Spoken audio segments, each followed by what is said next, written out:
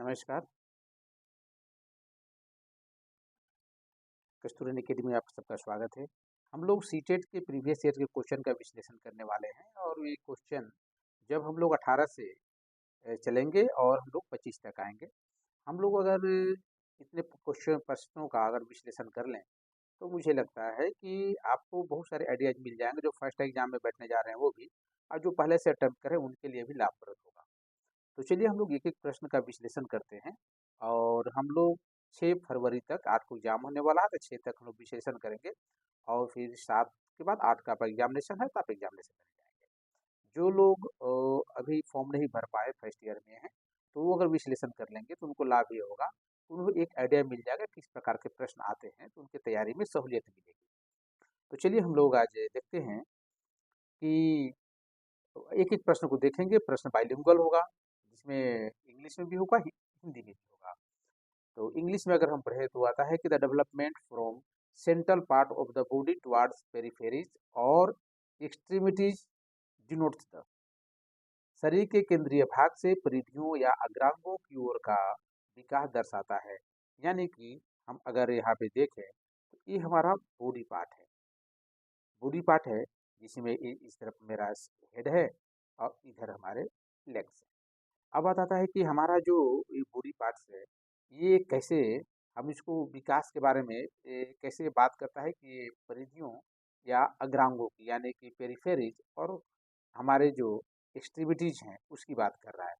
तो ये हमारे जो बॉडी पार्ट हो गए, इन बॉडी पार्टों को अगर हम देखते हैं तो हमें मिलेगा कि यहाँ से विकास इधर की ओर जा रहा है या यहाँ यहाँ सेंटर से विकास ऊपर की ओर नीचे की ओर इस प्रकार के जो विकास होते हैं, इसको हम लोग बोलते हैं, क्या बोलेंगे? जैसे मान लीजिएगा सिद्धांत की बात यहाँ पे हो रहा है, तो विकिरणीय विकास के सिद्धांतों को यानी कि principle of the radiated development की बात हो रही है। दूसरा है प्रिंसिपल ऑफ डिसेंट्रलाइज्ड डेवलपमेंट यानी कि विकेंद्रीय विकास के सिद्धांतों को, या प्रिंसिपल ऑफ प्रोक्सिमेस डिस्टल डेवलपमेंट या मध्य बाह्य विकास के सिद्धांतों को दर्शाता है, या प्रिंसिपल ऑफ कैस्केड डेवलपमेंट या सोपानीय विकास के सिद्धांत को दर्शाता है। तो इसमें जो आंसर होगा वो आंसर होगा मध्य विकास के सिद्धांतों को। क्या आंसर होगा? मध्य विकास के सिद्धांतों को, यानी कि हमारा जो सेंटर है, बॉडी का सेंटर, वहां से दाएं बाएं और ऊपर नीचे के विकास को दर्शाता है। तो मध्य विकास के सिद्धांत इसके हम लोग लेकर के चलते हैं, इसे बताते हैं। चलिए अगला प्रश्न देखते हैं। दूसरा प्रश्न है, school is an institution of socialisation of children where, यानी कि स्कूल स्कूल के बच्चों के समाजीकरण की एक ऐसी संस्था है।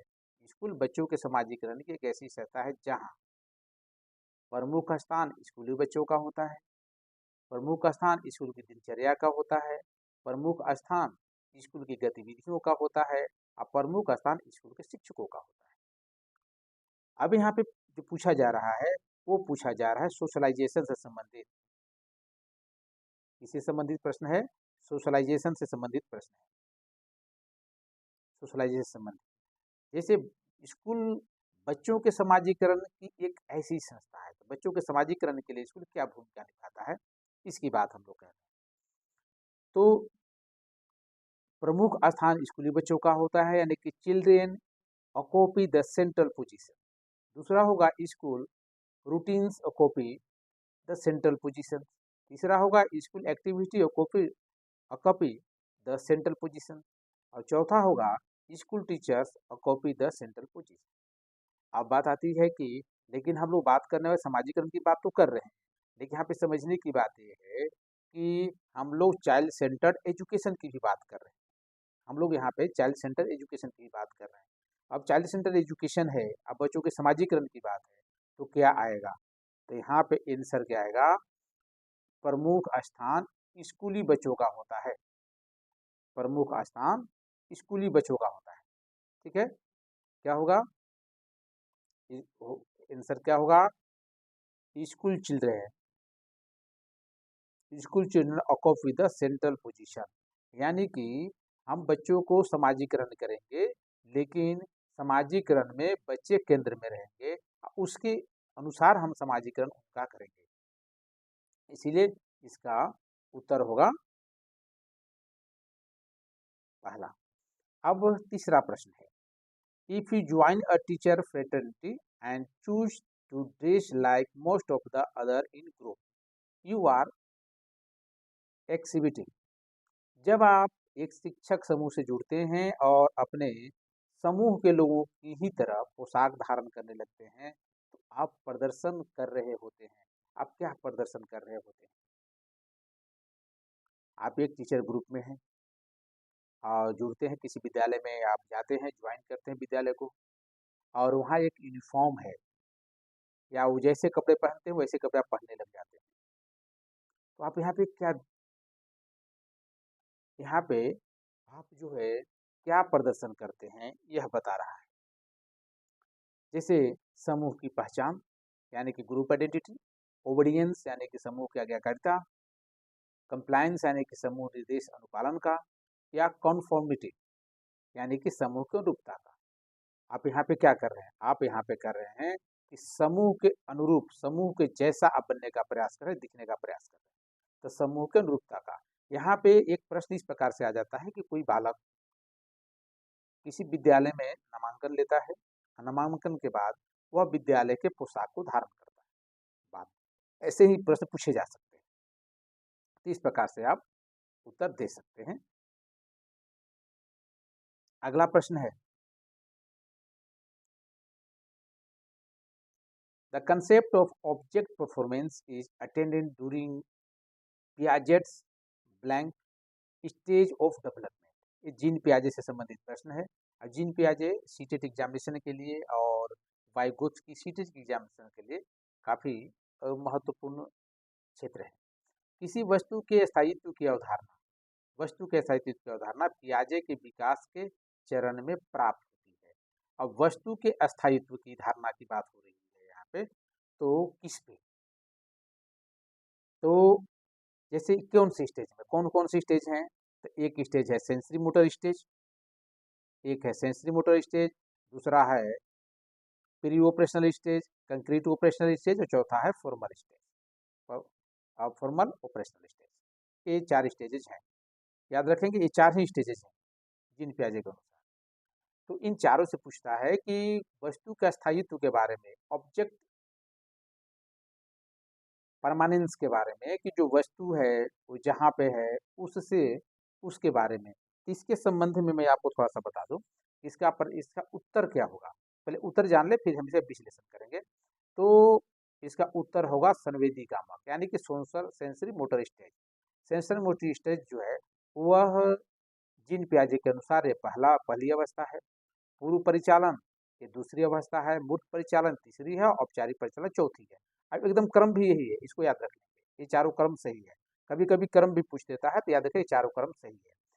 लेकिन संवेदी गामक में होता क्या है, कुछ में जीन पियाजे ने एक, इन्होंने हर स्टेज पे एक प्रयोग करके बताया है। तो इसमें इन्होंने प्रयोग जो लिखा है कि ball and blanket, ball and blanket, ball and blanket, blanket. अब है कि इसको आप समझेंगे, बॉल और ब्लैंकेट क्या है, गेंद और कंबल, यही समझते हैं हम लोग।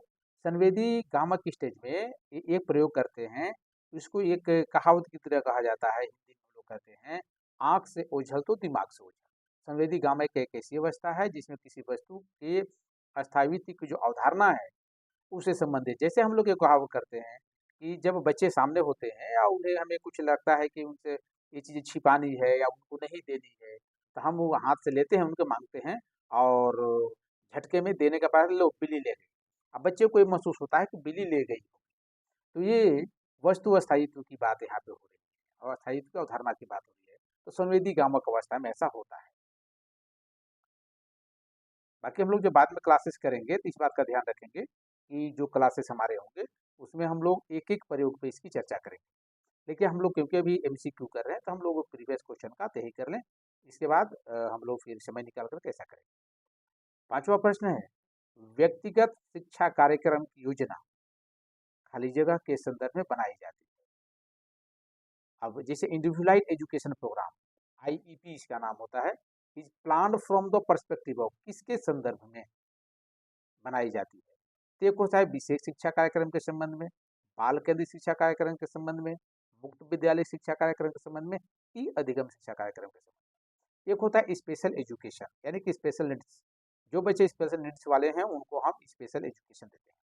एक होता है चाइल्ड सेंटर्ड एजुकेशन प्रोग्राम, जो चाइल्ड सेंटर्ड एजुकेशन प्रोग्राम है उसकी बात हो रही है कि बाल केंद्रित शिक्षा कार्यक्रम के तहत है। और एक है ओपन स्कूल एजुकेशन प्रोग्राम, जिसमें जो विद्यालय मुक्त शिक्षा, जो आप सुने होंगे कि NIOS का नाम आपने सुना होगा, ऐसे बहुत सारे और ओपन बोर्ड हैं, दिल्ली ओपन स्कूलिंग बोर्ड है, ऐसे बहुत सारे बोर्ड हैं। इस प्रकार से बात कही जा रही है। तो इसमें क्या होगा, तो व्यक्तिगत शिक्षा कार्यक्रम की योजना के संदर्भ में बनाई जाती है, तो कौन सा होगा, तो होगा child centred education. Child centred education का बाल केंद्रित शिक्षा कार्यक्रम, इस पर आप ध्यान रखेंगे। अभी पूरे विश्व में जो शिक्षा कार्यक्रम है वो बाल केंद्रित शिक्षा कार्यक्रम ही है। अगला क्वेश्चन नंबर 6, खाली जगह है, महीनों की बात हो रही है, कितने से कितने, इतने कितने महीनों की आयु के बीच अधिकांश बच्चे शब्दों को मिलाकर छोटे छोटे वाक्यों में बोलना शुरू कर देते हैं। अब है कि कितने महीने के बच्चे ये छोटे छोटे शब्दों को मिलाकर वाक्यों में बोलना शुरू कर देते हैं। तो इसमें हम देखेंगे कौन कौन से महीनों की बात हो रही है। तो इसमें आप देखेंगे between month of age most children begin to combine words into short sentence while speaking। इसमें क्या होगा, तो इसमें देखें 12 से 18 वर्ष का बालक, यानी कि 1 से 1.5 वर्ष का बालक है, 12 से 18 महीने का बालक। 18 से 24 महीने का बालक जो है वो लगभग 1.5 से 2 महीने का है। दूसरा बालक, एक बालक है 24 से 30 का है, यानी कि 2.5 से 3 महीने का है।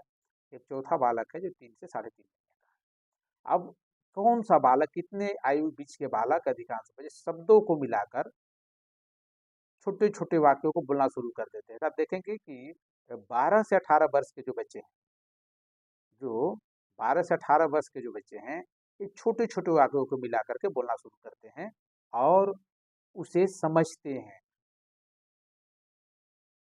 अगला प्रश्न है,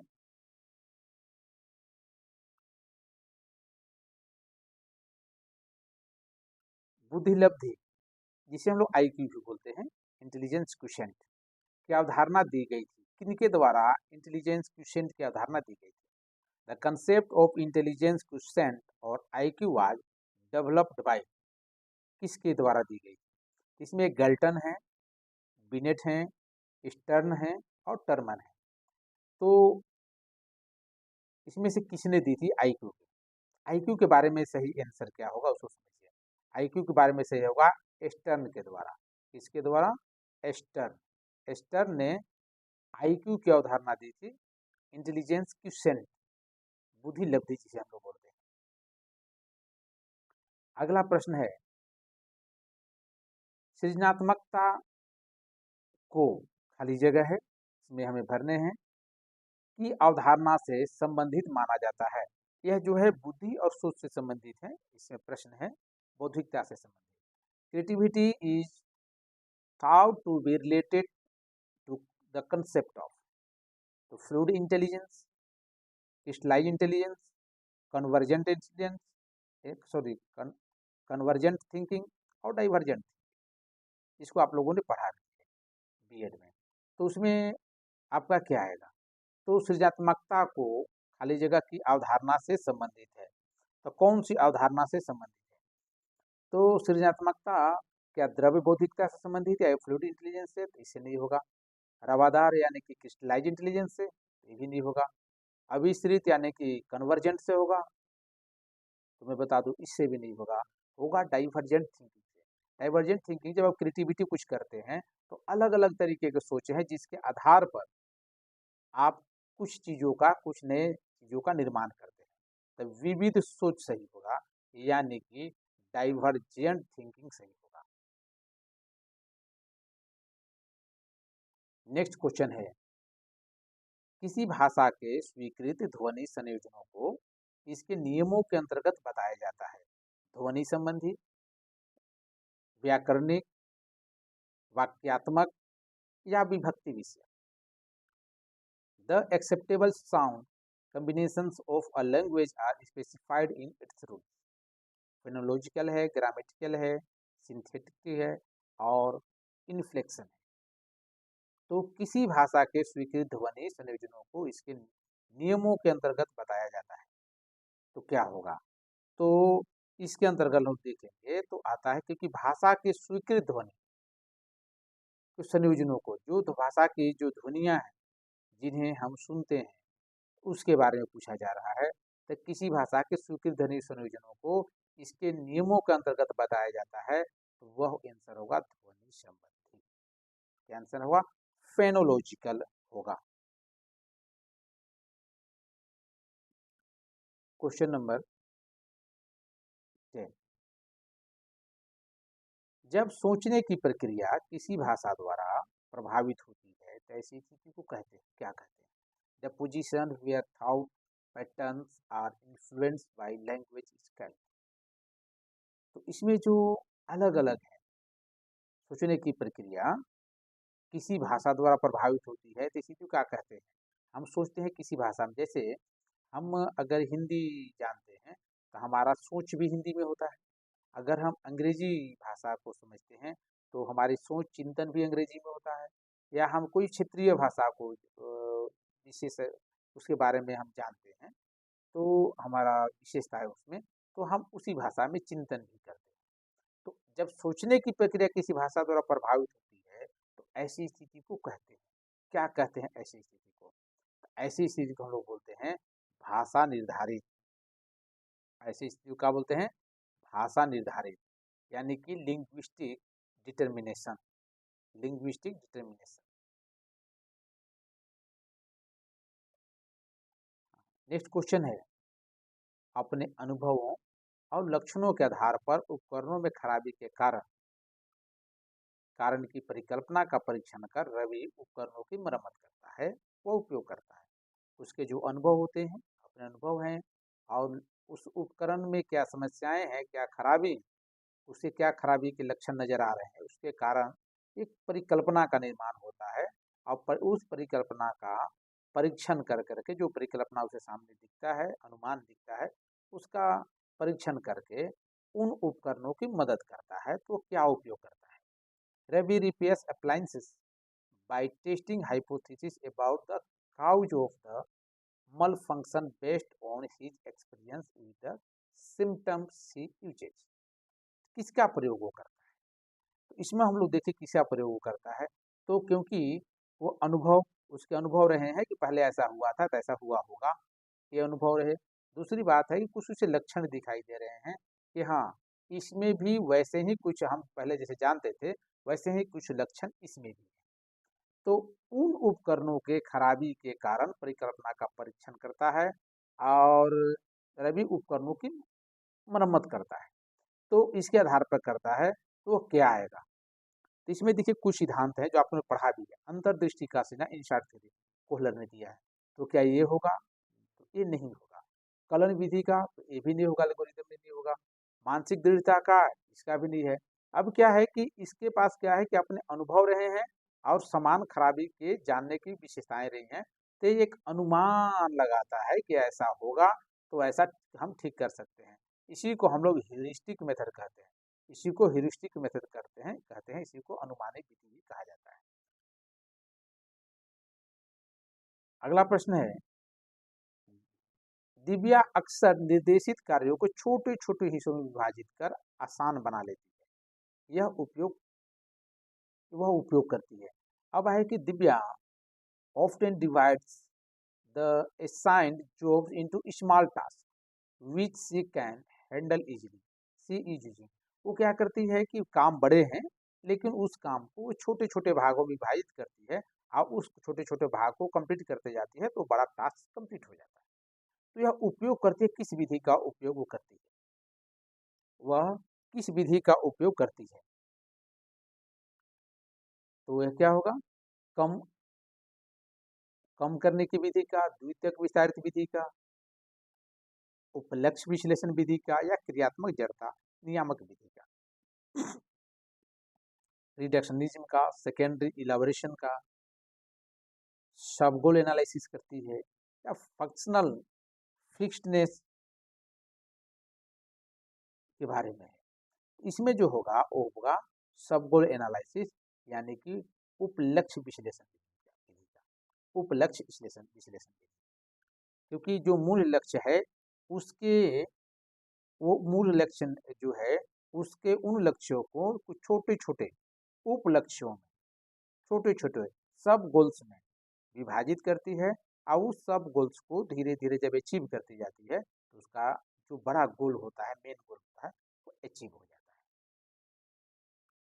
अगला प्रश्न है, पुरुष और महिला की भूमिकाओं का निर्धारण समाज करता है, यह कथन बताता है कि, तो कथन क्या बताता है? पुरुष और महिला की भूमिकाओं का निर्धारण समाज करता है। Society determines the roles of male and female. The statement articulates the gender as an inherent construction, gender as a hereditary endowment, of gender as an intuitive construct, of gender as an social construct. लैंगिकता एक अंतर्निहित अवतरण है, लैंगिकता एक अनुवांशिक प्रतिभा है, लैंगिकता एक अंतर्ज्ञानी अवतरण है, लैंगिकता एक सामाजिक अवतरण है। तो पहले ये मान लीजिए कि अगर हम लोग बात दो चीज़ों का करते हैं, तो एक हमारे पास दो शब्द निकल कर के आते हैं। एक हमारे पास आता है जेंडर, एक होता है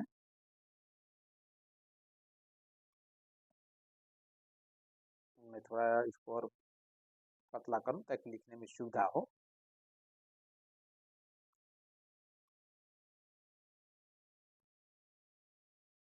जेंडर, और दूसरा होता है सेक्स। दोनों में फ़र्क क्या है? दोनों में फ़र्क है कि जेंडर सोसाइटी द्वारा निर्धारित किया जाता है और सेक्स बायोलॉजिकल होता है। अब इसमें इसको आप ठीक से समझ पाएंगे कि लैंगिकता एक अंतर्निहित अवतरण है, लैंगिकता एक अनुवांशिक प्रतिभा है, लैंगिकता एक अंतर्ज्ञानी है, या अलैंगिकता एक सामाजिक अवतरण है। तो यहाँ पे हम लैंगिकता की बात करते हैं और समाज करता है की बात करते हैं, तो यहाँ पे बात आएगी जेंडर की। तो लैंगिकता एक सामाजिक अवतरण है। क्या है? क्या आंसर होगा? आंसर होगा लैंगिकता एक सामाजिक अवतरण है। ठीक है, लैंगिकता एक सामाजिक अवतरण है।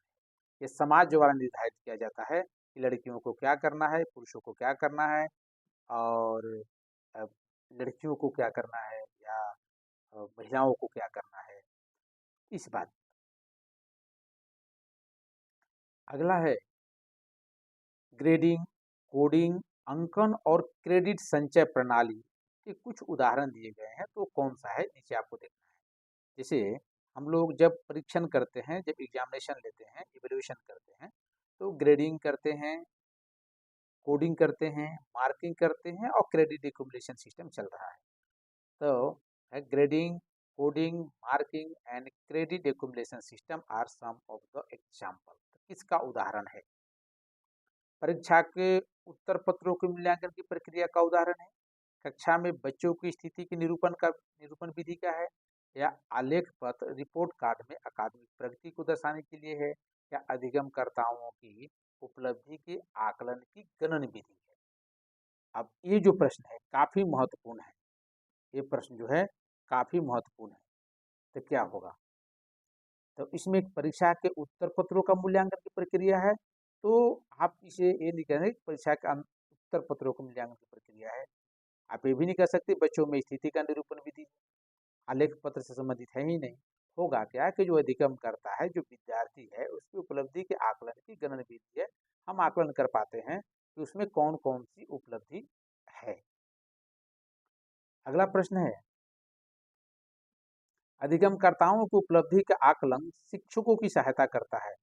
अधिगमकर्ताओं की उपलब्धि का आकलन शिक्षकों की सहायता करता है। ऐसे पेपर आप लोग ये पढ़े होंगे बीएड में, तो असेसमेंट फॉर लर्निंग से लिया गया है, याद रखिएगा, असेसमेंट फॉर लर्निंग। तो अधिगमकर्ताओं की उपलब्धि का आकलन शिक्षकों की सहायता करता है। Assessment of learners achievement help the teacher to. अब शिक्षकों की क्या मदद करता है अधिगमकर्ताओं की उपलब्धि का आकलन? ये तो विद्यार्थियों का आकलन होता है, शिक्षकों को क्या मदद करेगा, क्या सहायता करेगा, इसको समझते हैं। Maintain the performance record of learners, evaluate the effectiveness of pedagogy, make ability grouping of learners in the classroom, prepare activity log for teaching. यानी कि अधिगमकर्ताओं के प्रदर्शन का रिकॉर्ड रखने में मदद करता है शिक्षकों को, या शिक्षण अधिगम विधियों की प्रभावशीलता का मूल्यांकन करने में मदद करता है, या कक्षाओं में अधिगमकर्ताओं के क्षमता समूह के बनाने में मदद करता है कि किस समूह में कौन रहेगा, और शिक्षण के लिए गतिविधियों की सूची तैयार करने में मदद करता है। तो क्या होगा इसका, बताइए क्या होगा इसका? इसका होगा शिक्षण अधिगम गतिविधियों की प्रभावशीलता का मूल्यांकन करने में, कि शिक्षक जब इस पढ़ाया है अपने विद्यार्थियों को, शिक्षण अधिगम प्रक्रियाओं विधियों का उपयोग किया है, तो किसकी प्रभावशीलता बेहतर रही है, या उसमें कौन सी प्रभावशीलता में क्या कमी आई है। अगला प्रश्न है समावेशी शिक्षा। ये आपका बीएड के पेपर 10 से संबंधित है, इंटीग्रेटिंग एंड इंक्लूसिव स्कूल से संबंधित है। समावेशी शिक्षा के सिद्धांत पर आधारित है। Inclusive education is based on principle of, की सिद्धांत पर आधारित है। तो सामाजिक संतुलन, समता एवं समान अवसर, सामाजिक अस्तित्व एवं वैश्वीकरण, या बंधुता। समावेशी की बात हो रही है तो किस सिद्धांत पर समावेशी शिक्षा है? सामाजिक संतुलन, समता एवं समान अवसर, सामाजिक अस्तित्व एवं वैश्वीकरण, और विश्व बंधुत्व। क्या होगा? तो इसमें क्या होगा? इसमें होगा, सही आंसर होगा समता और समान अवसर, समता और समान अवसर, इक्विटी एंड इक्वालिटी अपॉर्चुनिटी। ये बात इसमें आएगा समावेशी शिक्षा में। अगला प्रश्न है दिव्यांगजन अधिकार अधिनियम वर्ष खाली जगह में लागू किया गया, किस वर्ष लागू किया गया था? The right of person with disability act has been enacted in the year. कब लागू किया गया था? दिव्यांगजन अधिकार अधिनियम किस वर्ष लागू किया गया था? तो इसमें देखेंगे तो इसमें आपका आएगा 2016, 2016 में लागू किया गया था। ठीक है। अगला क्वेश्चन है व्यक्तिगत विविधताओं वाले बच्चों को पढ़ाने के लिए ऐसे विद्यालय होने चाहिए जहां शिक्षक, अब है कि कैसे कैसे जगह होने चाहिए जहां शिक्षक व्यक्तिगत विविधताओं के आधार पर वर्गीकृत कई कक्षाओं के विभिन्न वर्गों में पढ़ा सकें, या विविध अधिगम आवश्यकताओं के अनुसार विभिन्न शिक्षण अधिगम प्रविधियों का प्रयोग करने में प्रशिक्षित हों, या तीसरा विशिष्ट व्यक्तिगत विविधताओं वाले बच्चों को पढ़ाने के लिए प्रशिक्षित हों, या बच्चों को संरूप अध्ययन कराने में प्रशिक्षित हों। अब ये जो प्रश्न है बड़ा क्रिटिकल है, इसको हम लोग अच्छे तरीके से समझेंगे। Children are individual differences should be taught in a school having teachers। Option में क्या है? To teach in different section of classroom based on their individual differences. दूसरा है train to use different pedagogy to meet their diverse learning needs. Train to teach children with specific individual differences. चौथा होगा, fourth होगा train to make them homogeneous learners. तो क्या होगा? तो इसमें होगा कि व्यक्तिगत विविधताओं वाले बच्चों को पढ़ाने के लिए ऐसे विद्यालय होने चाहिए, कैसे विद्यालय होने चाहिए जहां शिक्षक शिक्षक जहां पे शिक्षक विविध अधिगम आवश्यकताओं के अनुसार विभिन्न शिक्षण अधिगम प्रविधियों का प्रयोग करने में प्रशिक्षित हों। क्योंकि जब आप देखेंगे कि विविध आवश्यकता वाले बच्चे हैं तो वहाँ पे आपको विभिन्न शिक्षण अधिगम की प्रविधियों का प्रयोग करना पड़ेगा, टीचिंग टेक्निक का प्रयोग करना पड़ेगा। अब इसमें आप जब तक प्रशिक्षित नहीं होंगे आप विविध आवश्यकता वाले बच्चों को नहीं पढ़ा पाएंगे। तो विविध अधिगम आवश्यकता वाले बच्चे जो हैं उनको पढ़ाने के लिए विविध शिक्षक को चाहिए कि विविध अधिगम आवश्यकता वाले आवश्यकताओं के अनुसार विभिन्न शिक्षण अधिगम विधियों का वो प्रयोग करें जो उनकी आवश्यकताएं हैं। अगला, ये भी क्रिएटिव एंड इंक्लूसिव स्कूल से संबंधित है। निःशुल्क एवं अनिवार्य बाल शिक्षा अधिकार अधिनियम 2009 दिव्यांग बच्चों की निःशुल्क शिक्षा के अधिकारों को सुनिश्चित करता है। निःशुल्क एवं अनिवार्य बाल शिक्षा अधिकार अधिनियम बना है। इसमें 2009 इसे है 2009 में बना था। दिव्यांगजनों को निःशुल्क और निःशुल्क शिक्षा के अधिकारों को सुनिश्चित करता है। तो इसकी उम्र सीमा पूछा जा रहा है कि कितने से कितने वर्ष के लिए। अब यहाँ पे दो बात आता है, निःशुल्क एवं अनिवार्य बाल शिक्षा अधिकार अधिनियम 2009 समान बालकों के लिए अलग है, और जो निःशक्त है, दिव्यांग है, फिजिकली चैलेंज है, उनके लिए अलग है। इसको ध्यान रखिएगा।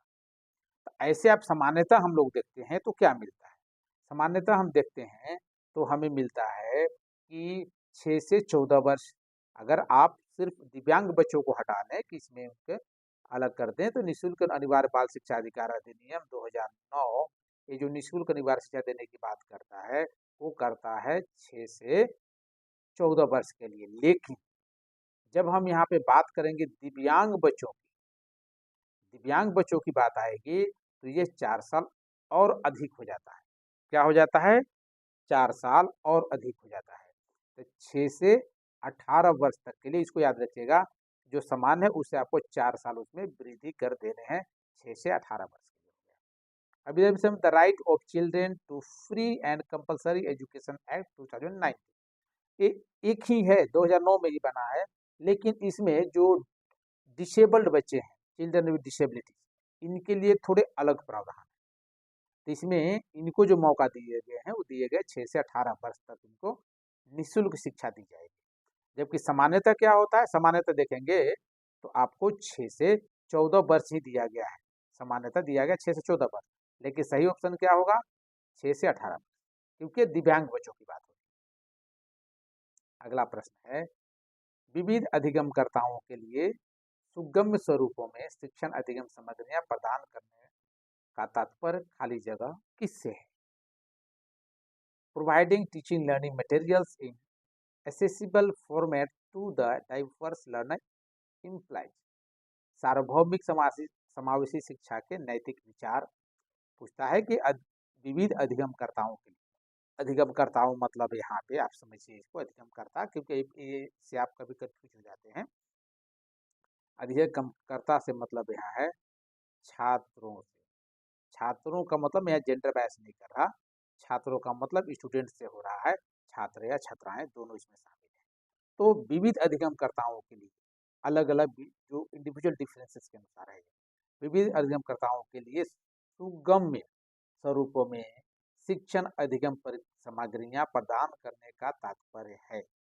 अब किससे तात्पर्य है वो बताइए। जैसे है सार्वभौमिक समावेशी शिक्षा के नैतिक विचार से संबंधित, शिक्षण व्यवसायिकता की सार्वभौमिकता संहिता से, शिक्षण के सार्वभौमिक मानववादी दृष्टिकोण से, या अधिगम की सार्वभौमिक संरचना। तो क्या होगा बताइए? इसमें होगा अधिगम की सार्वभौमिक संरचना से, इसे होगा अधिगम की सार्वभौमिक संरचना से होगा। यूनिवर्सल डिजाइन ऑफ लर्निंग, क्योंकि विविध जो अधिगमकर्ताएं हैं वो इंडिविजुअल डिफरेंसेस वाले हैं, उनके लिए सुगम स्वरूप अगर आप बनाना चाहते हैं, शिक्षण अधिगम प्रक्रियाओं का प्रयोग करना चाहते हैं, तो इसमें जो होगा अधिगम और सार्वभौमिक संरचना। अगला प्रश्न है, स्व जागरूकता एवं संज्ञानात्मक क्षमताओं का नियंत्रण। स्व जागरूकता एवं संज्ञानात्मक क्षमताओं का नियंत्रण जैसे योजना बनाना, समीक्षा करना और संशोधन करना इत्यादि खाली जगह में अंतर्निहित है। क्या क्या है इसमें समझ लीजिएगा। स्व जागरूकता एवं संज्ञानात्मक क्षमताओं का नियंत्रण जैसे क्या क्या है उसमें आता है, योजना बनाना आता है, समीक्षा करना आता है, संशोधन करना आता है। तो इसमें क्या अंतर्निहित है? केंद्रीकरण, संज्ञान बोध, संज्ञान या समायोजन, क्या होगा? अब जैसे इंग्लिश में खाली जगह है, involve self awareness and control of cognitive abilities. तो उसमें कॉग्निटिव एबिलिटीज में क्या क्या दिया है? तो कॉग्निटिव एबिलिटीज में दिया है प्लानिंग, रिव्यूइंग एंड रिवाइजिंग, तीनों चीजें दी है। इसमें क्या होगा? तो इसमें होता है आपका कॉग्निशन, याद रखिएगा, इसमें क्या आता है, इसमें कॉग्निशन नहीं, मेटा कॉग्निशन, सॉरी, इसमें आएगा मेटा कॉग्निशन, संज्ञान बोध। क्या आएगा, संज्ञान बोध इसमें आएगा।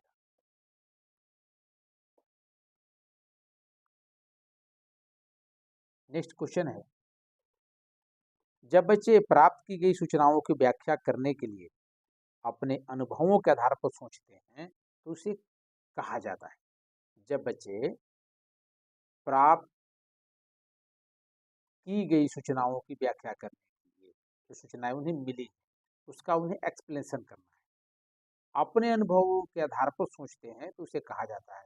बच्चे क्या करते हैं कि आप जो जो आपको टास्क दिए हैं, आपने उसमें कुछ काम दिए हैं, कदे कि ये आपने कुछ शब्द दे दिए, कुछ इन्फॉर्मेशन दे दिए, कुछ ज्ञान दे दिए, अब कहें कि इसका एक्सप्लेनेशन करो, इसका एक्सप्लेनेशन करो।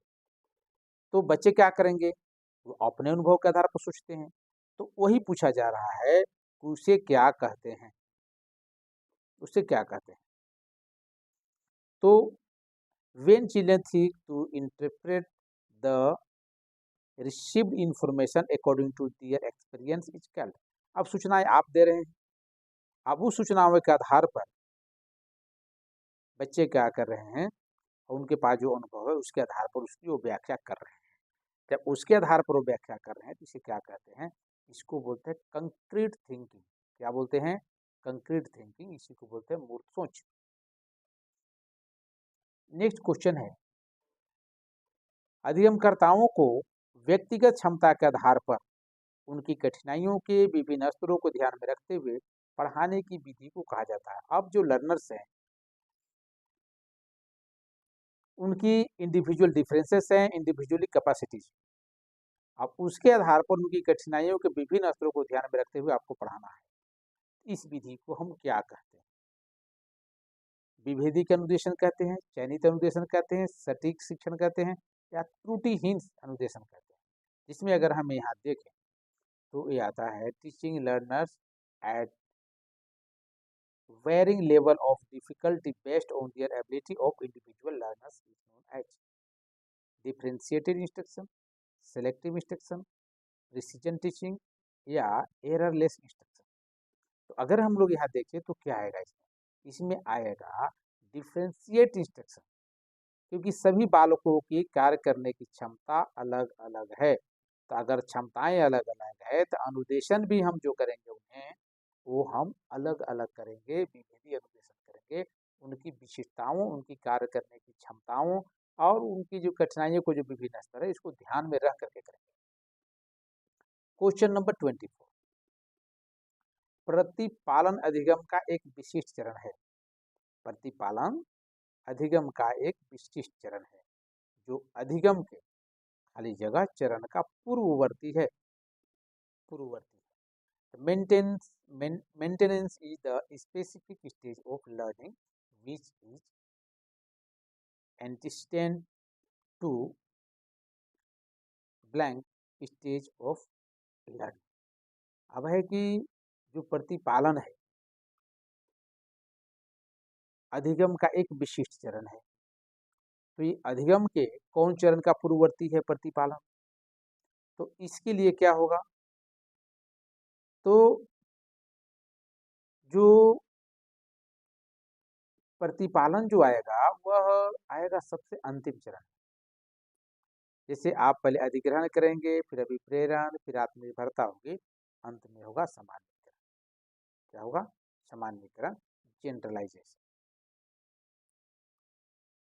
जजों का यह मानना है कि संज्ञान और भाव खाली जगह होते हैं। तो संज्ञान और भाव क्या होते हैं, तो जजों believe that cognition and emotions are, तो क्या आते हैं, अन्यायोश्रित यानी कि इंटरडिपेंडेंट, मतलब एक दूसरे पर निर्भर है, इंडिपेंडेंट यानी कि स्वतंत्र, इंटर रिलेटेड यानी कि दूसरे से संबंधित है, अंतर संबंधित है, इंटीग्रेटेड एकीकृत यानी कि छोटे छोटे से जुड़ा हुआ है। तो इसको क्या बोले, तो इसमें संज्ञान और भाव क्या होते हैं। जब संज्ञान और भाव की हम बात करेंगे तो किस प्रकार का संबंध इनके साथ होगा? तो संज्ञान और भाव का जो संकेत होगा वह होगा स्वतंत्र।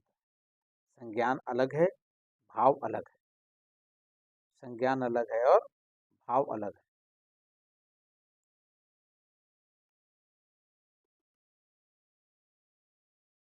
क्वेश्चन नंबर 26, पहले से सीखे हुए कार्यों में सुधार लाने के लिए शिक्षक बच्चों को प्रदर्शन देखकर सिखा रहा है।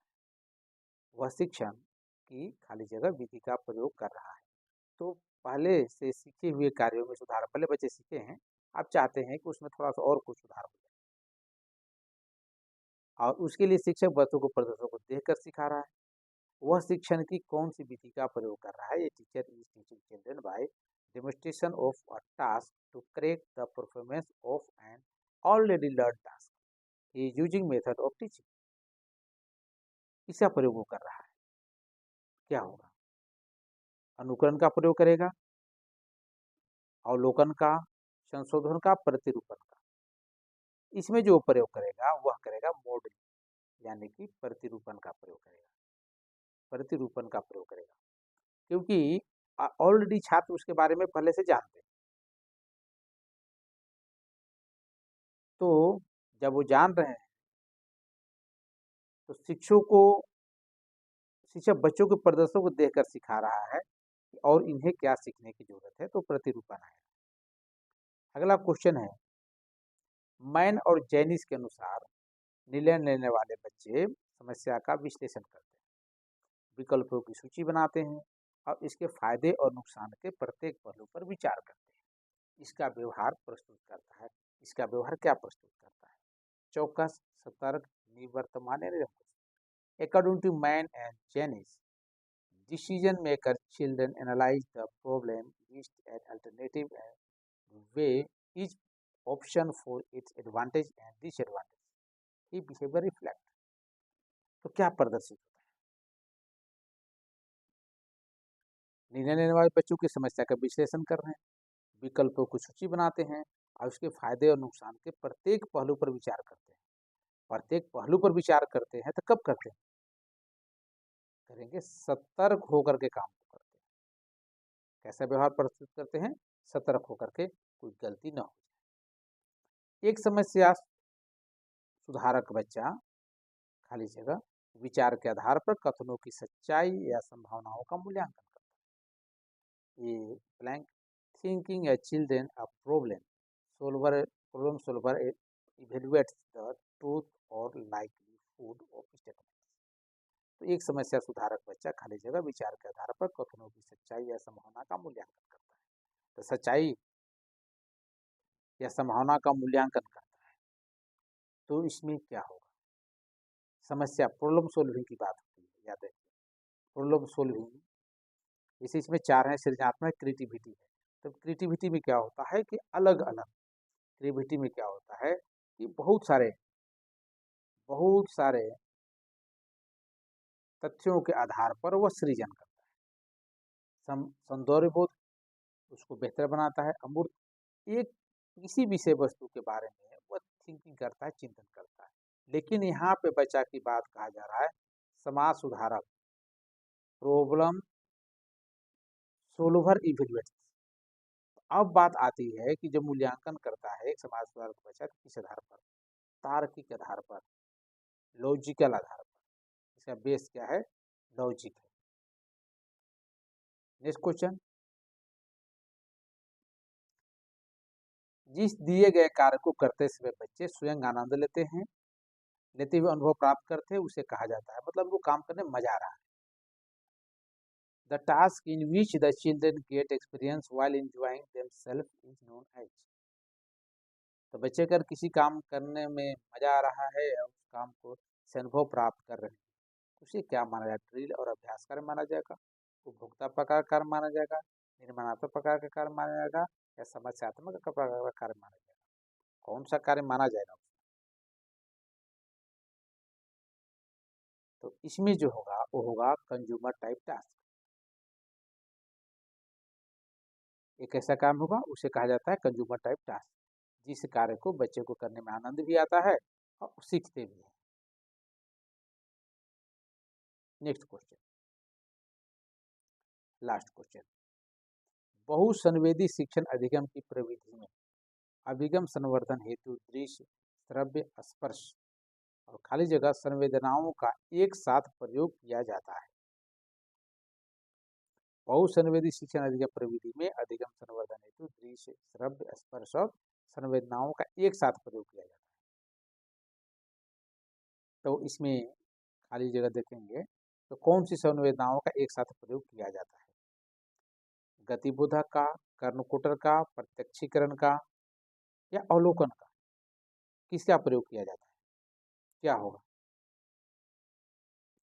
तो जैसे multi sensory approach in teaching learning is the simultaneous use of visual, auditory, tactile and plant sense to enhance learning। इसमें जो आता है वो आता है कैनेस्थेटिक, इसको हम लोग बोलते हैं कैनेस्थेटिक, इसी को बोलते हैं गतिबोधक, इसको बोलते हैं गतिबोधक। तो आज बस इतना ही, मिलते हैं हम लोग अगले क्लास में, और अगले क्लास में हम लोग आएंगे तो हम लोग जून 2019 के प्रश्न को लेकर के आएंगे और इसी प्रकार से विश्लेषण करेंगे। और आज ऑनलाइन क्लासेस में थोड़ी दिक्कत आ गई, इसलिए नहीं कर पाए, क्योंकि हम आपका फीडबैक भी नहीं ले पाएंगे ऑनलाइन में, लेकिन ऑफलाइन में ऐसे रिकॉर्डिंग में, लेकिन कल हमारे टेक्नीशियन आ जाएंगे तो उसे ठीक कर लिया जाएगा। तो आज बस इतना ही, मिलते हैं अगले क्लास में।